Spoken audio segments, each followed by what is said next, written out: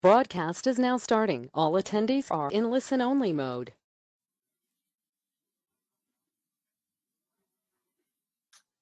Hi, everybody. Thank y'all for joining today. I'm Kim Doherty. I'm the president of the Legal Industry Council for IFMA.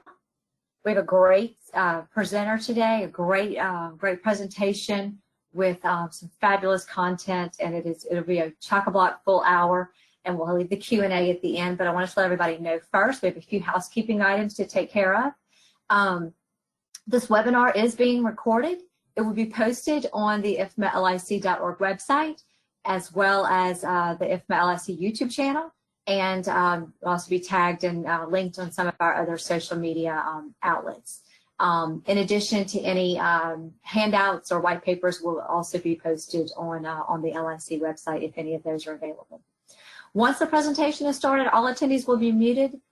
During the presentation, you can post questions or comments in the chat section, so the speaker can respond to those during the Q&A. At the end of the presentation, we'll have a moderator ask the questions, and he'll be able to respond to those.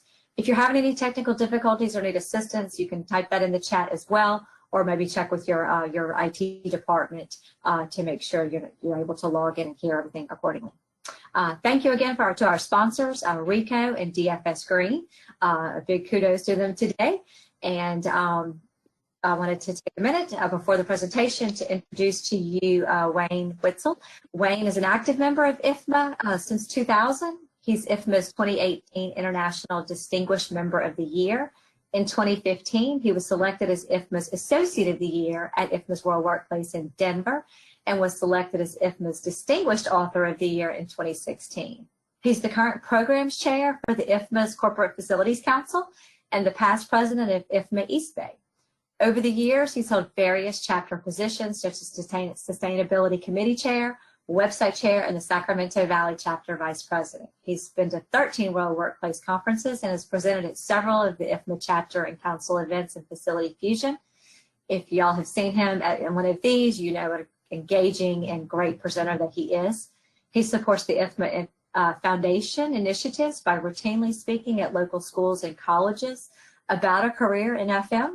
Wayne holds credentials as a lead AP business energy professional and as a certified green business operator. Wayne has spoken at IFMA chapters and councils across the United States, but life isn't all work and no play. On weekends, he can be heard in Northern California theaters and clubs, leading the acclaimed Neil Young and Crazy Horse tribute band, Tribe of the Red Horse. Wayne is the Executive Vice President of DFS Green, a company which specializes in cleaning carpets, fabrics, tile, and grout, natural stone across the U.S., and we are proud that he is one of our sponsors of the Legal Industry Council. Wayne, thanks so much for being with us today. I know we're all looking forward to this. A couple of us have had the great opportunity to be able to see you and hear from you at some of these past conventions and conferences, and so we're excited for you to share with our group today. Thanks, Kim. Well, thank you for the lovely introduction there. Well, hi, everyone. We're going to have some fun today. We're going to, like Kim said, chock full hour here. So we need to stay a little bit later to do questions. I'm happy to do that, Anisha. I just want to thank our components team, Anisha, and all the folks there at HQ for helping us put on these webinars.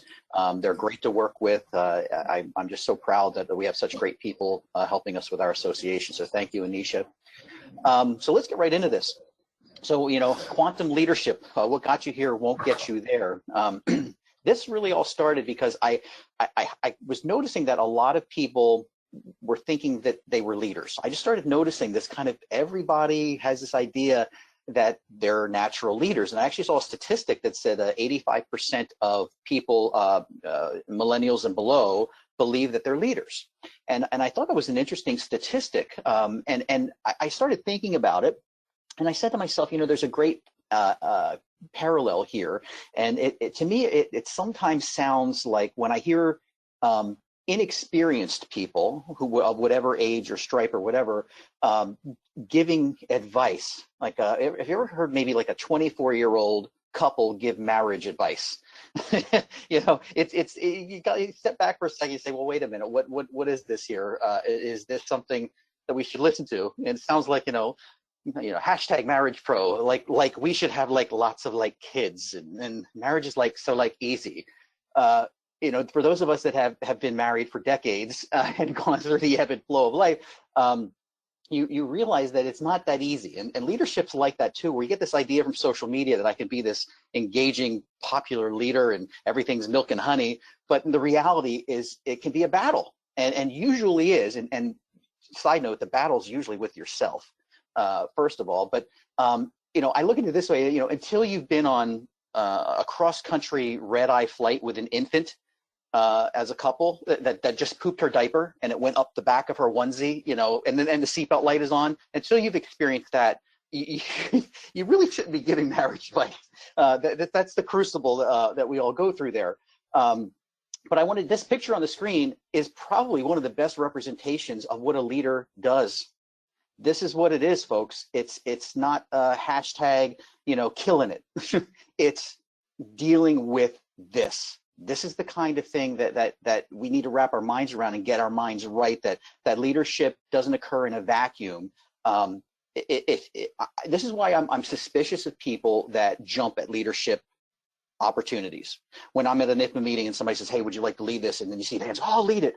My first thing is I look at them like, okay, all right, sunshine. You know what you're in for. Because if you've really been through leadership, you understand the cost of leadership if you've done it right.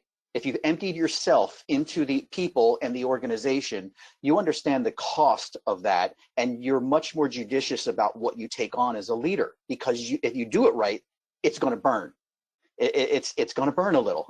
So I've been on the leadership equivalent of that plane for enough time to feel like I have some ability to speak to this.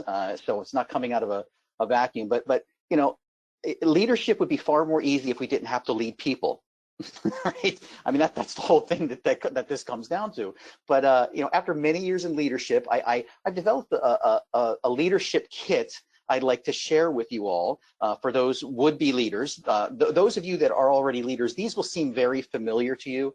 But the first thing you're going to need if you're going to be a leader is you're going to need this. Okay, this is a target, and you can either put this on your back or on the front. You know, because most of them are going to be aimed at your back. You know, everything's your fault once you become a leader.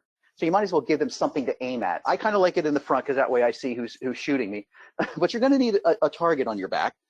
Second thing you're going to need is you're going to need a shoulder to cry on, especially if you're in FM. And that's why you have this patented shoulder to cry on when you're a leader. And you can even, this absorbs about 2 gallons of tears in it as well. So you're going to need a shoulder to cry on. And then, you know, lastly, every leader goes through the dark night of the soul, and this is your own personal portable black abyss that you can stare into and ask, why did I take on this leadership role? Or why did I choose FM as a career?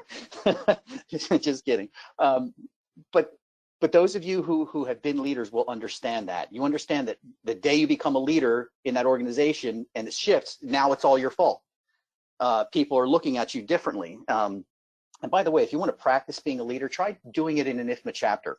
Wet your feet there and get a little bit of this before you run into your organization.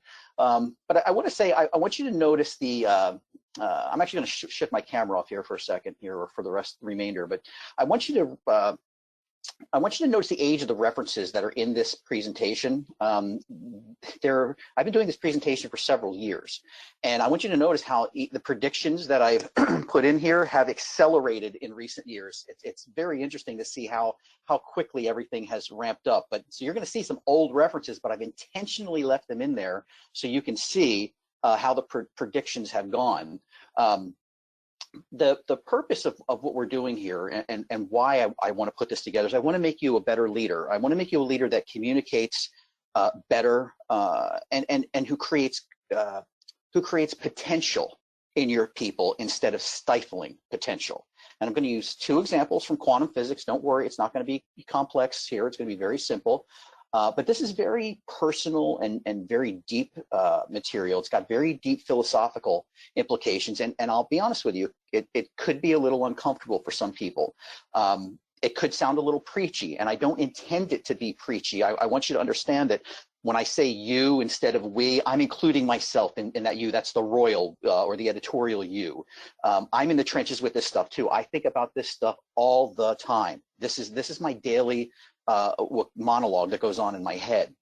So I don't mean it to come across as preachy, but I want to begin with a personal story. Now, I typically don't get personal with my presentations that frequently, but this is something that calls for that. I have to, in other words, to communicate this this presentation. So here's Lil Wayne, and it's not, you know, Lil Wayne, the rap mogul. That's a much more successful Lil Wayne. But this Lil Wayne is me, and this is me back when I was, I think this is probably kindergarten, it looks like. But I want to say that I was very fortunate. I was a very early reader as a kid, and as probably because my father is an educator, and he read all the classics to me when I was just a toddler, and taught me to read very early. And so I was very fortunate. But you know, like a lot of children of the 70s, my parents divorced, and I moved to a new school. And that school, here I am there with my bowl cut. This is the uniform we had to wear. It was an experimental school that we went to. It was self-study, and you went at your own pace, and each student had a cubicle.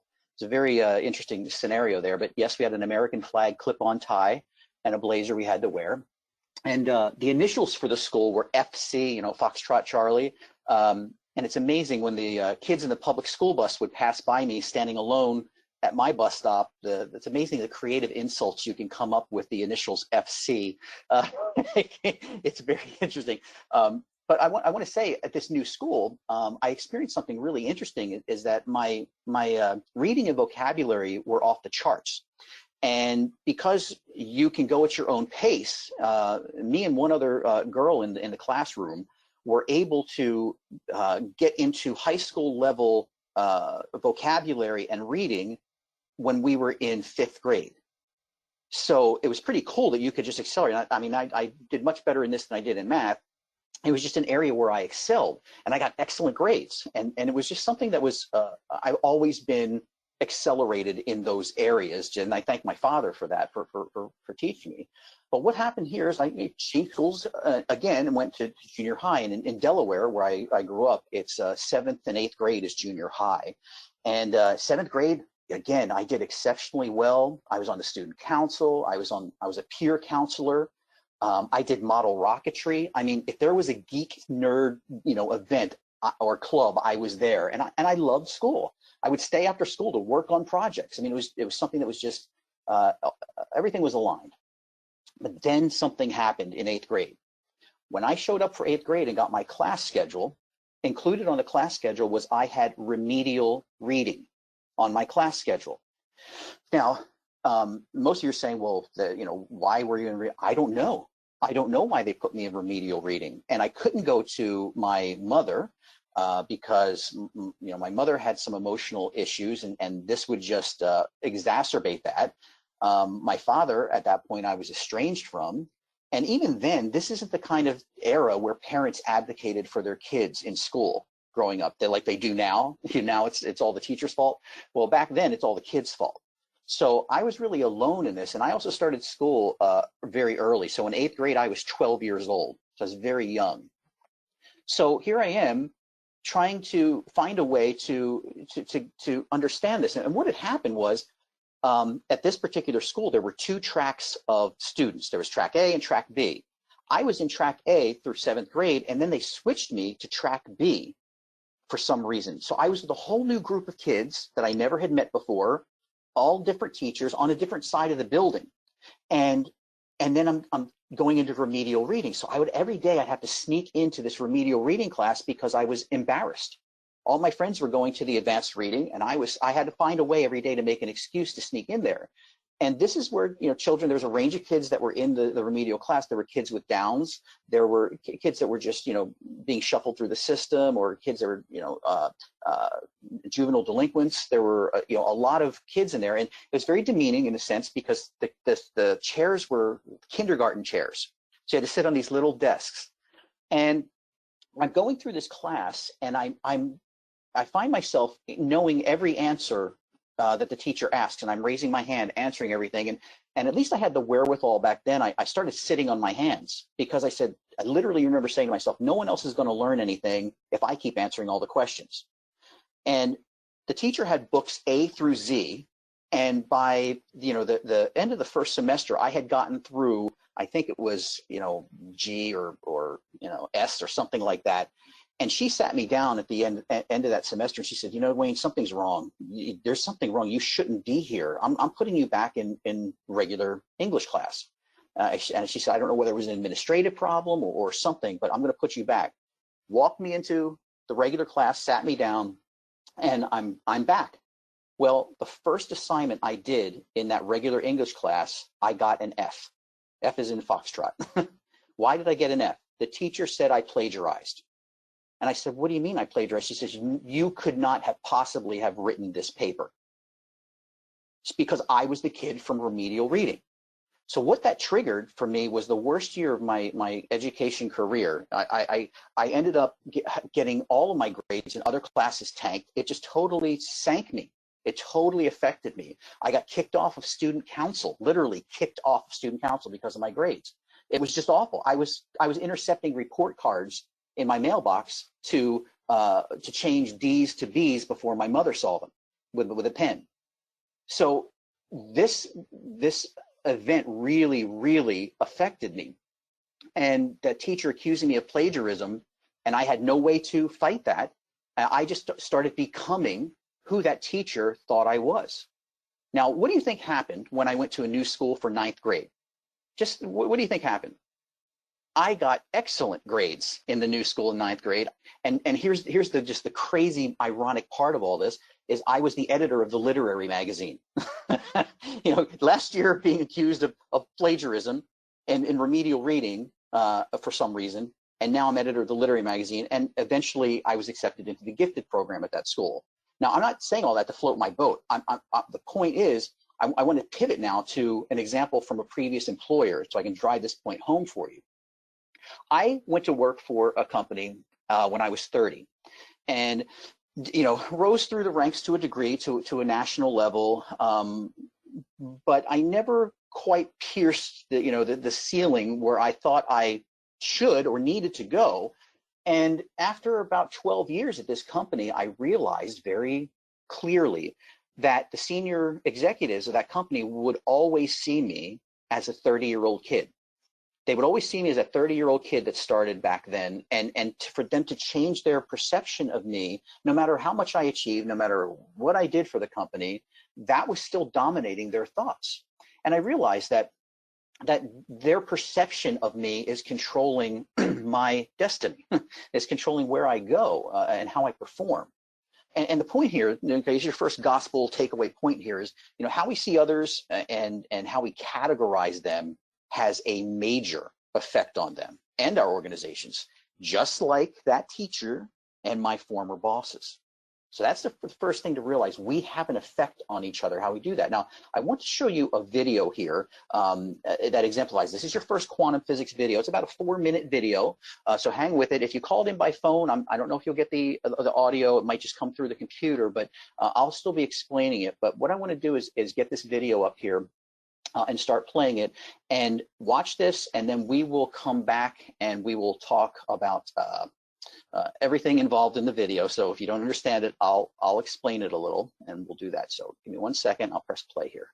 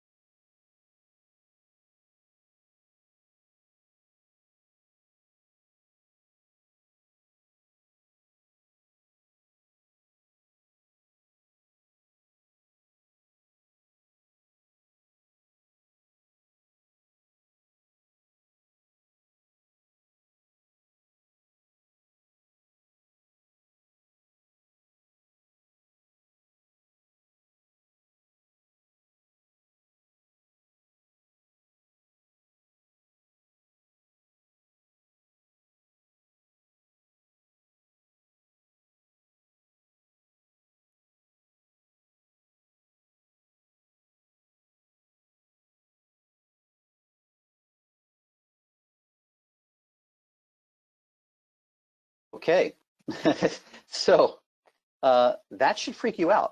Um, just to recap here, particles, okay, now I'm knocking on my desk, particles are actually waves of energy.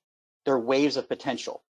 And that wave of potential collapses back into particles. When you look at the quantum level, go molecular, let's say, go atomic, there's 99% of what you are looking at is energy. It's empty space of energy. It's not particles. And we've known this double slit experiment for almost a century, or actually for about a century. It's settled science. This is not hoodoo voodoo stuff. This is well studied. I've seen the experiments myself. But what we don't know is what collapses the wave into a particle. So we have this, we understand here, we've got a wave of potential of this particle can be in multiple places at the same time, and then something makes it lock in and become something. Well, there's many theories why. We don't know for sure why this happens. There's many theories. Here's two of the most popular. The many worlds and the Copenhagen. So the many worlds says there's many universes to account for all the potential positions of that wave of potential. And we have multiple universes. The other more popular one right now is the Copenhagen, which is the act of observing creates that, locks that particle in. In other words, it's a wave of potential, and then we observe, and then it becomes a particle. And why that's popular now, and some are theorizing, is that it's consciousness that creates that collapse into a particle, that the act of a conscious observer observing our universe creates a reality in that universe. That's what the Copenhagen theory is. Now, how does this tie into what we're talking about here? Well, if we apply that as a metaphor to our people potential, and it might not be a metaphor, it might be more than a metaphor, but I'm going to do it as a metaphor now. Our observations about people can collapse their potential and limit their contributions because we're categorizing them based on our observations. Now think about my experience in 8th grade. Think about how that teacher, her observations of me collapsed my potential. Think about how she categorized me and situations, how that limited me. Well, why do we do that? Why do we categorize people? Why do we try to lock them into something? It's like a chessboard. We want to know where people are. We want to, and the problem with that, though, is putting people on a chessboard saying, this is how Fred acts. Well, Fred might be a bishop, but you've perceived him as a knight, and you've put him on the knight square. And when he behaves like a knight, you get frustrated because he's supposed to be a bishop. So the brain just wants to know, but the thing is, I understand we all have to deal with challenging people, and we think we have people's number. Like those of you that are familiar with the show The Office, if you're not, you should definitely watch this show, especially if you're a leader or in facilities. The personalities on the show are very instructive, but everyone has to deal with the office narcissist. We have those people, but we've labeled them and we've said this is how they are and how they act, and are they capable of more, or are our perceptions of them locking them into a box of potential, instead of allowing them the freedom to be something that we don't perceive them to be? So we'll bring Dwight back a little bit later here from The Office, but how are paradigms created? So over time, we develop this framework for reality, and that comes from assumptions. It comes from hand-me-down beliefs. It's been said by a lot of people, including the Jesuits, that you take the first 7 years of a person's life, you can show the adult. If you observe them at the end of their first 7 years, you can pretty much reliably predict how they'll be as an adult, because those things that we learn, and the neuroscientists say what fires together in the brain, the neurons that fire together wire together. They get hardwired. So we get this paradigm, or this framework that's hardwired in our minds. And their frameworks are necessary because they help us to interact with our world. They're our expression of us into reality. And it's like creating a box, because the universe, gosh, I got to understand this big thing called the universe. I can't, but I can put a box around this and get a framework over it. Now, so without a framework to understand reality, you'd be in the fetal position on the ground. There's a great example of this in a movie with Val Kilmer called At First Sight, where he's blind from birth. and they give him his sight back, and one of the first things they show him is a can of Coke, a Coca-Cola can, and he goes fetal, and he just starts freaking out at looking at this can, and he explains, I have no frame of reference for what a Coke can looks like, and it shattered him because he just had no frame of reference other than just touching it, and the visual of it was completely new. Well, that's why we need frameworks to help us deal with reality. But there's problems with frameworks and paradigms. And I'm a big science fiction fan, and especially of Dune. And here's a quote from Dune, I think, that really sums this up, okay, about frameworks and reality. And the quote is, assumptions are a transparent grid through which we view the universe, sometimes deluding ourselves that the grid is that universe. In other words, we get our framework confused with reality, because all that we're sensing and interpreting is being filtered through and understood with this framework we overlay on reality. And it's highly prejudicial, because the brain just wants to know, regardless of it being correct. It wants to know so it can categorize. And we don't see a framework or a paradigm. It's just the way it is. We don't say, oh, I'm looking at my framework of reality right now. No, we perceive that as reality. So all we end up seeing is the framework. And this is where that saying comes from. We don't believe what we see, rather, we see what we have already decided to believe. So what we're looking at here is technically is confirmation bias. Some of you may have heard that term before, but the law of belief is this. I'll read it to you here. It's there is a cosmic law which states that your reality must remain congruent with your beliefs. If you choose to maintain your old beliefs, you cannot be shown anything that would violate them. So as a result, our existence becomes a self-fulfilling prophecy. As a result of that, we think, we're as humans, we think we have all the data. We think we're making an informed decision. But just think about this. As human beings, we can't even see the UV or the infrared spectrum. Our hearing's not even as good as dogs. What else are we not seeing? What else are we not perceiving when we make our decisions? We think we have it all, but we don't. We have a very limited view. And this is like that quote from Bernard Baruch. If all you have is a hammer, everything looks like a nail. That's a really great metaphor for what we're talking about here. When we have a toolkit or a framework that we view reality, and that framework is a hammer, all we're going to see are nails. And the result is you can't get there to where you want to go because all you believe in is here. Okay, so this is, I know this is kind of tough to hear, but I think Daniel Kahneman said this probably the best way I've ever heard. He said, it's one thing to be blind, it's another thing entirely to be blind to one's blindness. So soak that in for a second. What we have is a situation where we've got a lot of folks in our world that are, and we're all susceptible to it. We float in and out of this, of being blind to our own blindness every day. So how are beliefs created? Okay, how do we get to this point where we create this framework? Well, let's use a puppy here as an example. So I want to ask you a question here. I'm going to give you two choices. Choice A, it is okay to torture puppies for fun, or choice B, it is not okay to torture puppies for fun. Now, what is the correct answer? Anybody tell me? Well, you can't tell me the correct answer without adding something in. You need a standard. You just can't decide between two things and say one is the correct one, because when the terms like correct, better, good, should, all of those, right, wrong, all of those require a standard. So I would say most of us probably hold a standard that says B, it is not okay to torture puppies for fun. Okay, well, let's look at that another way. What about this? A, vanilla ice cream is the best flavor, or B, chocolate ice cream is the best flavor? That seems to be a different kind of standard we're talking about. On the one case, we're talking about the torturing puppies is an absolute universal and objective standard. I think most of us would say that is absolute, universal for all people and objective.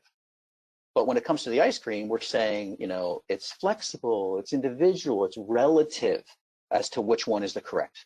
All right. Well, let's look at this another way. What about this? Let's put a cow in place of the puppy. it is okay to torture cows for fun, or it is not okay to torture cows for fun. Well, I think most people would say torturing animals is always wrong. Always wrong is the standard. So B would be the correct choice according to that standard. Well, what about if we just switch it up a little bit and say it is okay to kill and eat cows, or it is not okay to kill and eat cows? We got a problem. On one hand, we say, whatever, dude, you do you. And then we've got this guy that says meat is murder. Which one's correct? So we have competing standards, both claiming the absolute right standard. So it's a problem. So let's look at our model and try to understand this. So what's missing from this model? And I know you can't answer because we're not in person here, but I want you to think about this for just a second. Look at this model. What is missing from this model? And I assure you, every time I've done this live, no one ever gets it. You are missing. You are the chooser. You are the only living thing with agency that can make a choice. You are a living, breathing thing that's actually making the decision about what standards and beliefs you're going to hold. But the problem is most of us forget that we are that entity and we're asleep at the wheel. And the question to ask is, who's in charge? Is it you or your beliefs? Are you just asleep at the wheel on autopilot while your beliefs are running the show? And really what ends up happening is our beliefs, if they go unexamined or unchecked, they become our objective truth. Our beliefs become our objective truth, and we then become the standard framework, and essentially trying to remake the universe in our own image.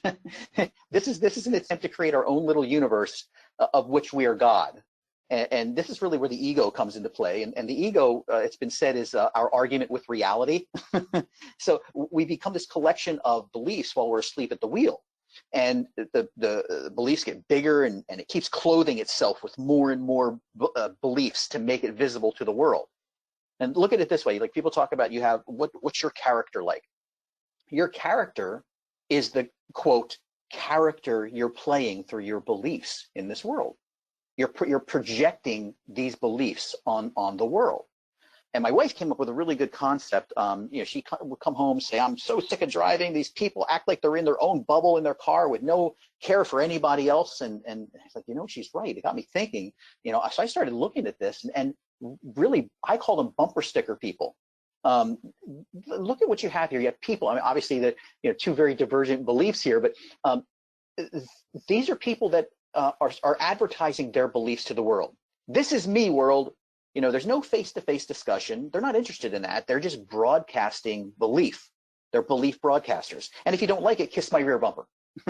I still find it interesting that the right-leaning person on the right side is driving a Prius. I always found that very, very fun and interesting. But you can take this to a different degree here. This person was, obviously very angry at the Bush years and the potential for a McCain presidency. But this is such a great analog for us as humans. Inside that car is an actual human being with agency. There's an actual person in there, but you don't see that person. You see the beliefs that that person is projecting onto the world. This is what the person, it's like, you ever see a teenage, mostly boys, but you see them roll their windows down and they crank up their stereos and they're blasting their music, at all temperatures. and what they're saying is, I identify with this music and I'm pushing it out to say, this is me. That's really what they're doing. And the same thing as these bumper stickers, but this is a great metaphor for how we act with our beliefs when we interact with people. And I like trying to choose just the correct word for things. It's kind of a fun thing I try to do. And I try to find a word to explain how we feel about our own beliefs and paradigms. And I came up with the word sanctimonious. I love that word. We're sanctimonious about our paradigms. And we try to, here's another word, we try to proselytize others about our beliefs. What we're saying is, what I believe is absolute, universal, and objective. And we're trying to convince the world of our beliefs. Now, productive communication rarely happens in this kind of environment. It's usually an I, me, my conversation. It's like, I'm waiting for you to stop talking so I can say my thing. But what we're saying is saying, both of these parties are saying, I have the, capital V, truth. And this is where you start getting into identity issues, where you identify so much with your beliefs that if someone even barely questions them, it's an attack on you personally, because you've identified so strongly with your beliefs. You're asleep at the wheel. Your beliefs are you and not you. And there's really only two alternatives when adversaries are each claiming the absolute objective truth. That is to claim that you're either evil or stupid. Those are the only two choices. Because you're choosing a moral standard and somebody is violating that, you're saying they're evil or they're stupid. And listen, it's just saying someone's misinformed or manipulated is just a nice way of saying stupid. But this is where it gets ad hominem. This is where we start attacking people. And the technical term for this dynamic is hate. This is what happens when you have two opposing absolutes, each claiming each other as evil or stupid.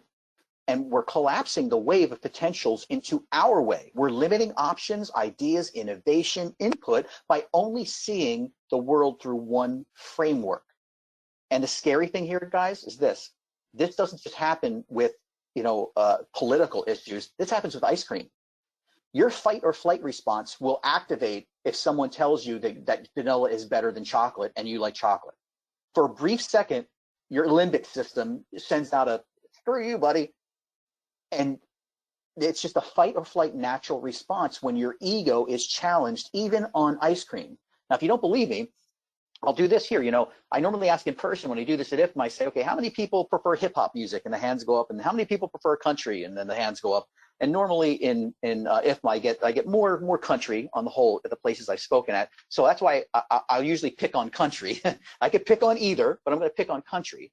Now, what if somebody said to you, and you're a country music fan, and somebody said, man, I can't stand that music. It all sounds the same. It's all songs about a dirt road and a pickup and drinking beer, and it's misogynistic, talking about, a girl in tight breeches, and it's always down by the lake, and they've co-opted patriotism and conflated God with this, and you're hearing this as a country music fan, and you're feeling offended because you identify so strongly with that belief in that music that when somebody says something or criticizes it, they're criticizing you.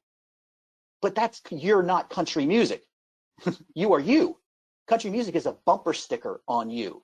But yet we still get offended. Now, I could just as easily as picked on hip hop music as well. I've got the criticisms I've heard from people on both I've collected. But that fight or flight response is going to activate even on things like this that don't really matter. And then you throw things like complex issues like, should we eat meat? Well, imagine the arguments that happen there. But let me take you through how this happens. So we start out saying, I like the color blue. Hey, that's great, man. I like the color blue too. Blue is my favorite color. Oh, that's interesting. I like that. Blue is your favorite color. Okay, I can appreciate that. Blue is the best color. Now something has changed here. The minute you go into a quantitative statement that it's the best color, you have to ask yourself, remember this, by what standard? Now, if this person said blue is the best color if I want to paint a structure that blends in with the sky. Well, you know what? Blue probably is your best color in most cases. But you always have to ask, once somebody makes a judgment call on it, by what standard? Now they take it to another level. Not only is blue the best color, all other colors are wrong. So now we've created a binary position of our belief. We put things into two categories. The ego loves to put things into two categories, either or, right and wrong, all or nothing. Then we take it, if you don't like blue, you're stupid or evil. Now we've made it wrong, but we've made it a moral issue. Blue is the best color and you're stupid or evil if you don't like it. Oh, and now here we go. We must get rid of all other colors. Now we're going to cleanse the world of orange and yellow, right? Well, now we get to the point where we must destroy people who don't like blue. I will assure you, okay, the vast majority of beliefs that we all have as human beings follow a pattern like this. It hurts to hear that because we have a lot of unexamined beliefs that we've never asked the question, by what standard for our beliefs. And for those of you that are looking at this, that I've been presenting for several years, you might be making a correlation between this and the current culture we have going on, especially with things like cancel culture. And I collect these. So I constantly rotate new ones in to this mix. But I mean, just look at some of the things we're doing to each other. I want you to focus on this one with Bernie and AOC here. AOC won't back Bernie Sanders in the primary after anti-trans endorsement for Joe Rogan. Joe Rogan has an anti-trans statement for trans in sports. Okay, very limited, anti-position there. But Ocasio is saying, I'm going to throw out the entire baby with the bathwater. She's not disagreeing with Bernie. She's disagreeing with the fact that somebody endorsed Bernie. So she's going to throw out the other 99% of what she agrees with him. Think about how ridiculous that is. She's so ensconced in her beliefs. Look at this. We almost hate Vince Vaughn now because he talked to Trump. And then you have this. I'm not playing a cat that's white. Let's not read into it. Mixed race ballerina defends her cat's film costume because it's a white cat. We're all looking for ways to say, if you don't believe in blue, then you should be destroyed. And it even especially happens within the same tribe. Look at Marianne Williamson. She said, I never thought the left was so mean and lied like this until I ran for president. She said, I never knew this was us. I thought that was what the Republicans would do, not us. You have a top New York executive suggesting that Trump supporters infect each other with coronavirus. Blue is the best color. Killing Eve Star slammed on Twitter for dating a Trump supporter. We must eradicate all people that don't like blue. I mean, think about how ridiculous we've gotten with this. And I'm going to show you why. But part of this has to do with social media. Let me ask you a question. Does anybody really think that they could change someone's mind with a comment in a thread on social media? It's some of the most useless stuff you can do is to try to change someone's mind in a social media thread. All it is our egos being amplified. These are great and wonderful, beautiful tools that could be used for so much to bring us together as human beings. All of these could be wonderful tools if our egos didn't get control of them. But that's what they are. They're ego amplifiers. They're paradigm amplifiers. And if you just read an article on any news thread on the internet now, just go peruse down there. It is an absolute sewer in those comments. Just read it, and you'll see if you want to get yourself depressed about mankind, read the comments in any news article on the internet. But that's what social media posts are. They're basically bumper stickers for my way, and mines are rarely changed because of the hate.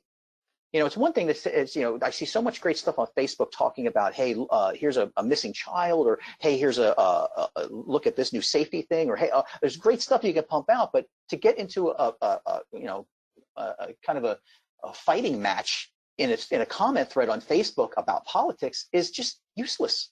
Nothing's going to come from that. We just are these paradigm bubbles bouncing off each other, causing friction and heat, and just exacerbating that fight or flight. And to further make that problematic is we have this idea of identity with a tribe. So individuals have only limited power. So it's very attractive to want to band together in groups because it's comforting. There's other people like me, but it also allows you to wield more power. So if you take, here's how this happens. You have two individuals, and when those individuals see the world in different frameworks, this person sees it this way and this person sees it this way, when they interact, there's dissonance. And that's that feeling you have when you're interacting with somebody with a different framework. It could be on any level. Ice cream, eating meat, politics, whatever it is, there's a dissonance and a discomfort that's associated with that. But this is just on an individual level. Let's take it, you could put frameworks on all kinds of tribes. Let's just look at it from generations. The boomers see life one way. And, I'm generalizing here, you're making very, generals. Gen X sees things a certain way on the whole. Millennials, and then of course, Gen Z sees things a certain way. But this is the group you're trying to design your facilities for and serve in your facilities, right? This is what we're dealing with. And the individual gets lost in the identity of the tribe. They take on the beliefs of their generation, of whatever other tribes they belong to. But let's not forget, inside each one of those is still an individual. And that individual in a tribe, their beliefs will eventually coalesce into a group. And when you're asleep at the wheel, it's very easy to get pulled into a group like that. And it's attractive because you can now wield power. But what you'll find is with tribes like this is almost always they will resort to violence, manipulation, coercion, legislation, some kind of power with the threat of violence or consequences, where we want to control what other people say. Blue is the best color, so I'm going to shut you down. I don't like what you're saying, so I will make you stop. And this is where you hear the terms, fight for the truth. I'm fighting for the truth. Well, my question is, whose truth? Actually, what you're saying is, I'm going to fight for my belief. That's what you're saying. And this is really, the problem we're talking about here is that we become hacks, H-A-C-K, hacks for our own belief. We criticize the other tribe for doing what our tribe does, and we don't give credit to the other tribe when they achieve the results that our tribe wants. That's a definition of a hack. And it creates this binary world where the groups start to give litmus tests to allow membership. You have to believe A, B, C, D to enter our thing. If you don't believe it that way, you're not getting into our tribe.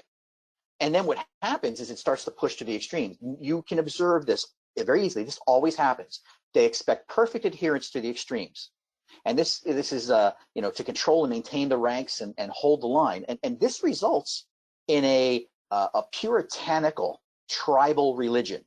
And I think if anybody takes an honest look at what we're seeing now, especially in the political realm, we're seeing a puritanical religion develop in front of our eyes on the left.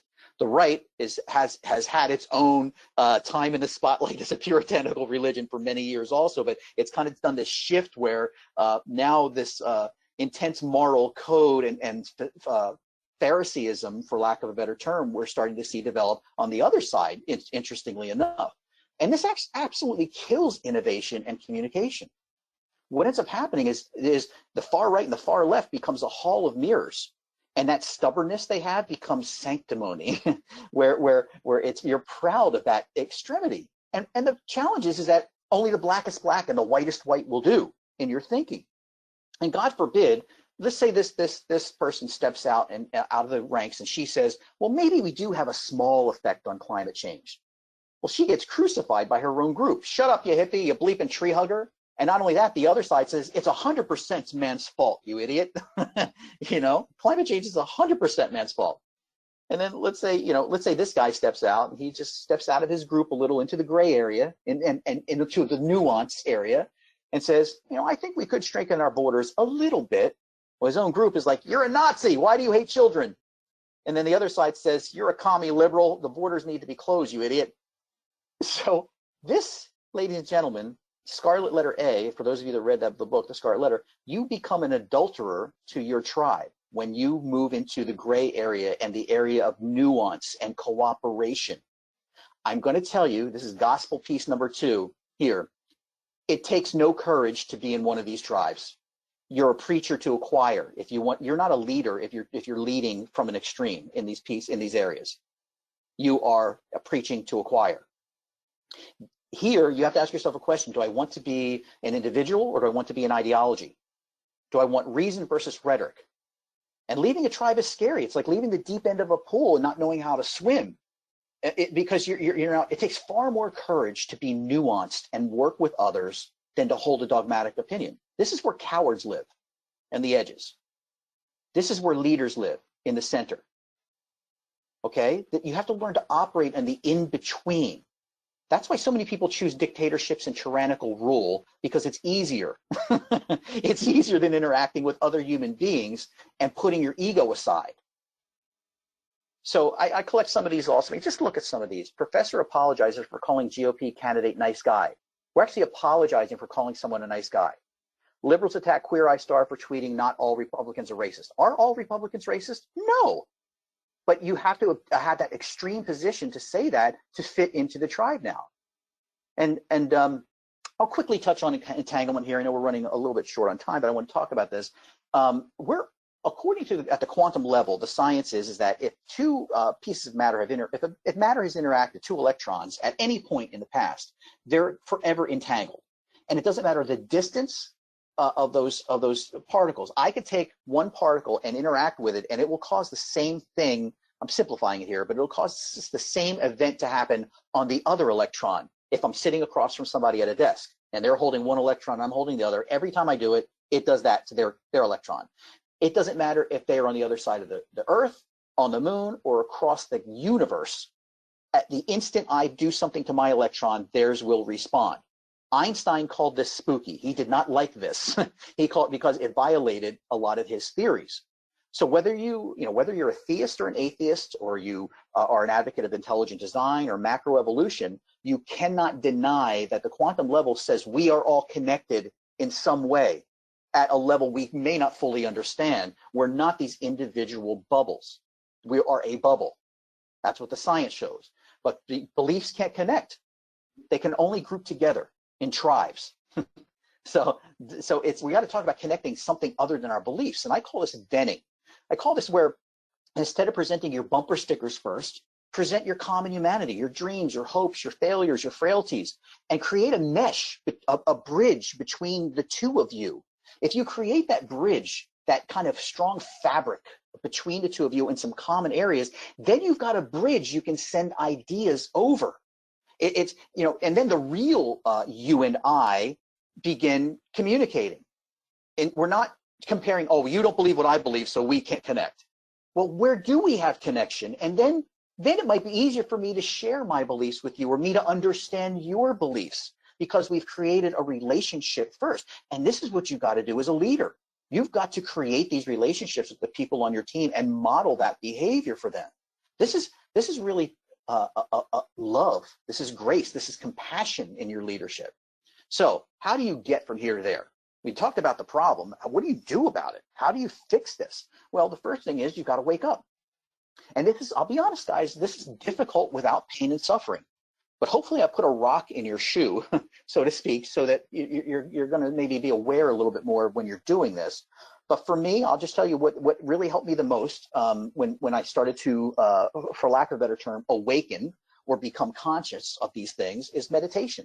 Meditation really helps me, and I still do it. And I think that's a great way. You can find your own way to wake up, but self-introspection is involved. And it's like Plato said, the unexamined life is not worth living. This is what we're talking about. And ask yourself, am I digging out or am I digging in? Am I digging in so far that I'm going to be a crotchety old person in a 20-foot pit when I'm 65 years old? Or am I going to dig out from my beliefs that really don't suit me or the world or leadership, or are just color blue beliefs? Or am I going to dig out of those things? Next is the real you needs to take control more often and examine what you believe and why you believe it, and make changes. Trace where you acquired these universally accepted beliefs. Put the beliefs back where they belong. They serve you. You are not your beliefs. They're just your beliefs. You need to take control and say, why do I believe what I believe? And do I need to believe that? Where did I get this standard from? Did my parents teach me this? Or is it a real standard? Ask yourself those questions. Next is you've got to leash your beliefs. And I'm going to give you your first assignment. You're not going to like this. Try apologizing to someone today.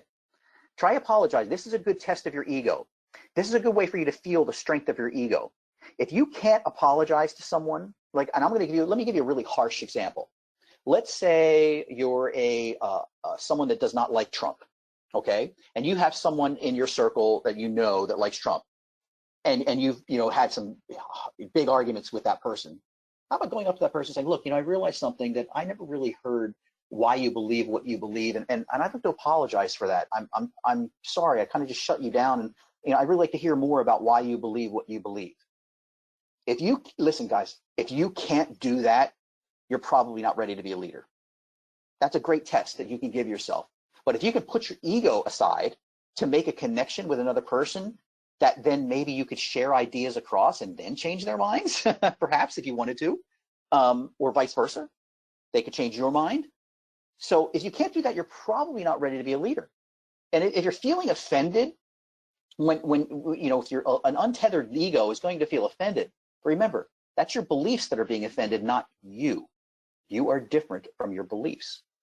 Next is to prune your framework back, to start getting rid of all those, not all, I shouldn't say all, but most of the things we believe shouldn't be categorized as an absolute. I do believe that the universe does have certain absolutes. I do believe that there are absolute truths in our universe, but I think they're far fewer than we think they are. I think it's okay to have those absolutes and to hold strong to those, but to be open to so much more than we are open to. We have too much classified in that category. And then step 5, try to vent with people. Try to connect with people. Ask more questions than making statements. You don't have to come right out of the gate and tell them what you believe politically, because all you're doing is, again, broadcasting your belief. If that person wants to broadcast their belief, let them. Let them. Find something to connect with them on and try to pierce through their bumper stickers and get to who they are. That's starting a cycle of love and bridging that gap as a leader with those people. Because the alternatives are, you either have this, where you're bumping off each other anger, or you've got this, where you're really connected with people. What do you want? You've got to build that bridge first, and that you have to do that by getting control of your ego and your beliefs and putting them in their place. And I told you I'd bring back the office here. So the key to the show is everyone on the show is searching for love and fulfillment, with the possible exception of Phyllis. For those of you who know the show, she might have already found that. But love and fulfillment. This is who you have on your team. The people on your team are searching for love and fulfillment. And as much as Dwight can be an ass to the people in the office when they show their human vulnerabilities, those are the most poignant moments on the show, where a person who was being in a narcissistic rage, the episode before, is now comforting his coworker. And this is what makes it special. This is the kind of thing you need to develop emotionally and relationally with your team. There has to be a connection deeper than you just coalescing around your beliefs. And I'm going to skip this, the clarity and safety. We're running a little low on time, but I want to talk about just this.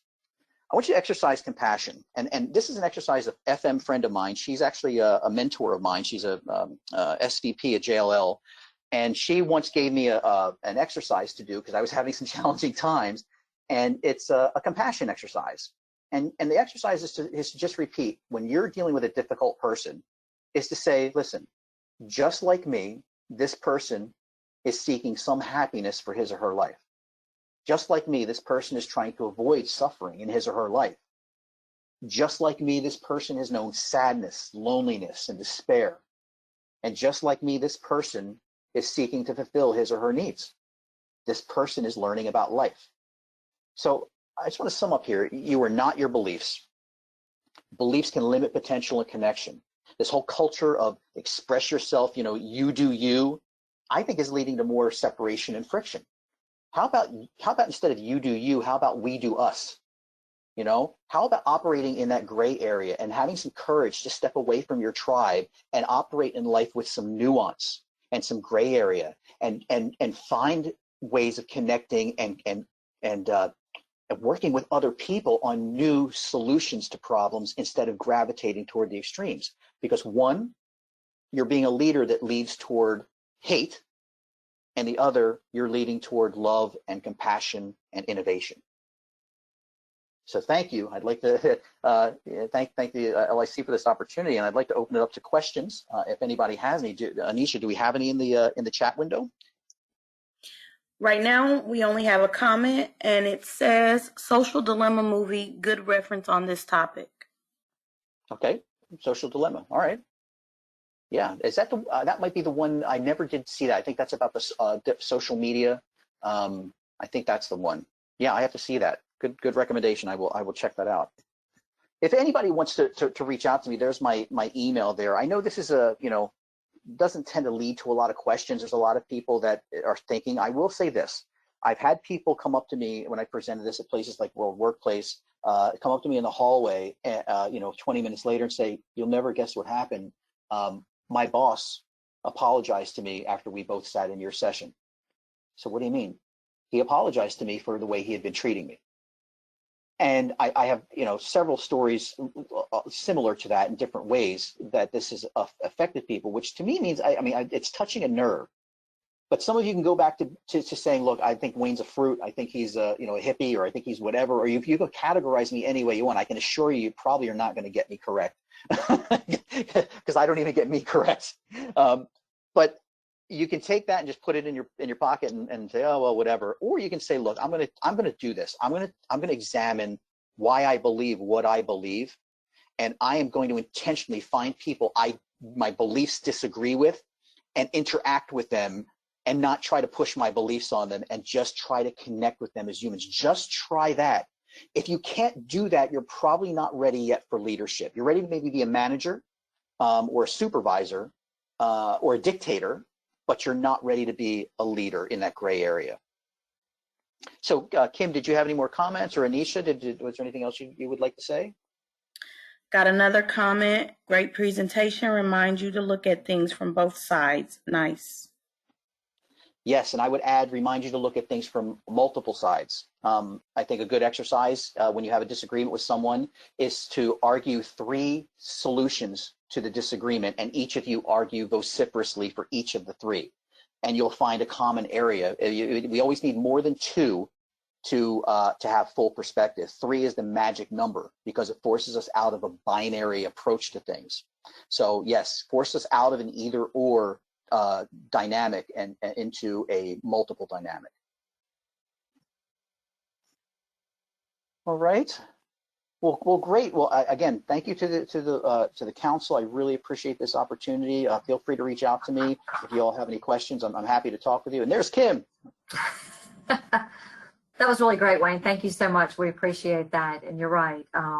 We always sometimes think we stand firm on our beliefs and our decisions, but we always, as FMs, have to consider the other side and everyone else's thoughts and feelings. And I think we've learned that even more during this time, during the pandemic, has taught us from all different angles how it affects all different offices and the different types of folks in each office. So that's great presentation. Thank you so much. Thank you. No more Q&A. If we don't have anything, like Wayne said, this is his email address at the bottom. If you want to just reach out to him directly, please feel free to do so. We appreciate everybody's time, and I hope everyone has a great day. And thank you again to our sponsors, and thank you, Anisha, for moderating. We appreciate it. You're very welcome. I'll end the broadcast now. Thanks, everybody. Bye.